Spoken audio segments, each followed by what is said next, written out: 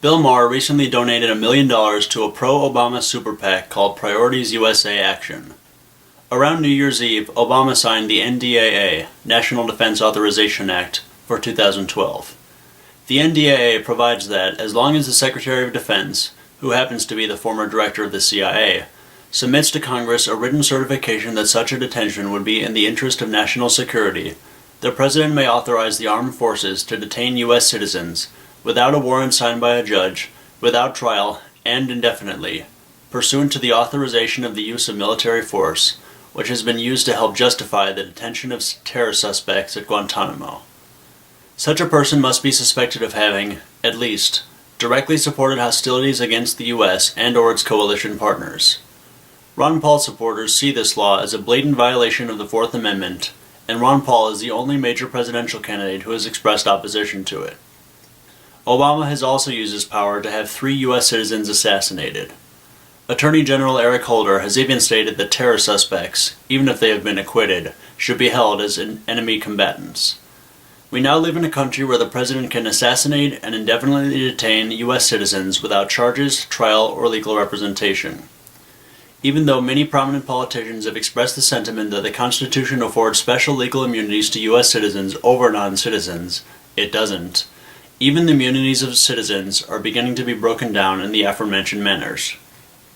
What's more, despite a total lack of hard evidence that Iran's nuclear energy program is being used to develop nuclear weapons, Obama has not ceased to annually promise AIPAC, the America-Israel Public Affairs Committee, the most influential pro-Israel lobby in the U.S., that the U.S. will do whatever it takes to stop Iran from developing or obtaining nuclear weapons, and the media are playing up self-defensive rhetoric from Iran as aggressive, and all this at a time when we have never been closer to a possible Israeli strike on Iran's nuclear facilities, which carries with it a strong likelihood of U.S. involvement.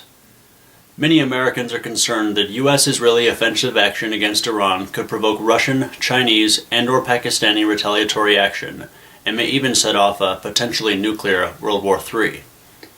As much as the entertainment industry, as well as rational and secular segments of American culture, have benefited by Bill Maher's ridicule of the Christian religious right, his documentary Religulous, aside from his treatment of Christianity, in my view, shows a characterization of Islam and Muslims as violent, and of Iran and its president as madmen bent on the destruction of Israel and the West.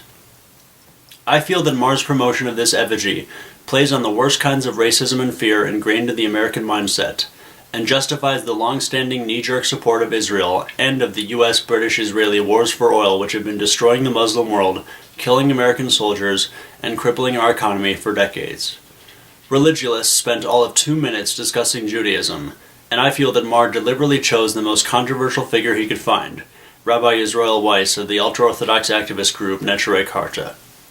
Not only did Maher cut off that interview prematurely, but he blocked, not even glossed over, any serious discussion of the lack of religious justification for the creation of the State of Israel, selectively edited from the interview to make it appear that the rabbi would accept the genocide of his fellow Jews, repeated the oft-heard, distorted line that the leader of Iran wants to wipe Israel off the face of the earth, and cast Neturei Karta as having made peace with, and expressed gratitude to, the Iranians as treasonous and suicidal.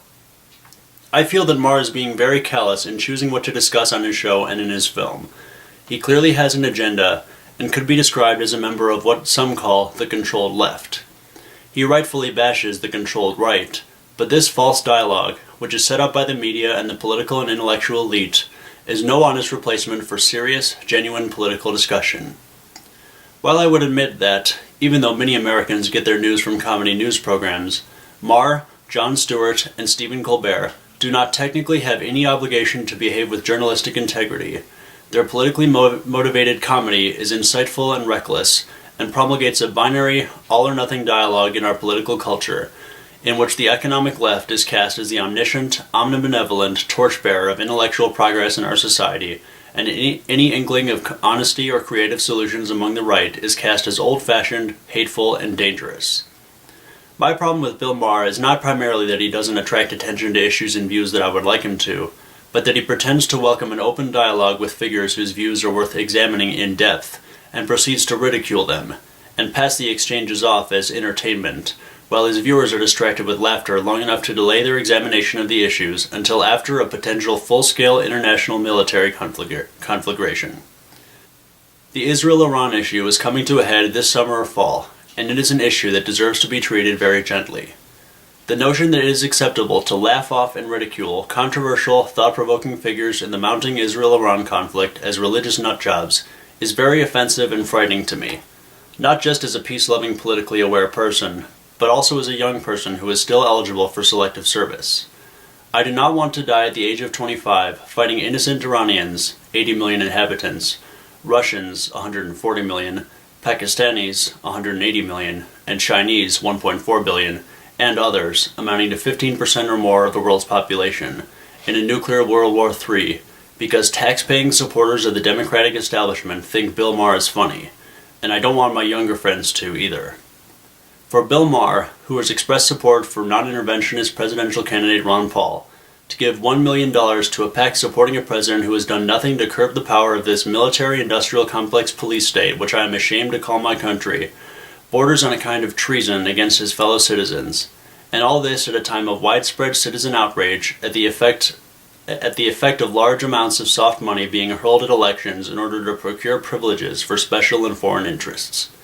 I hope you will bear all this in mind the next time you watch Real Time, and especially when Maher discusses foreign policy and defends the president.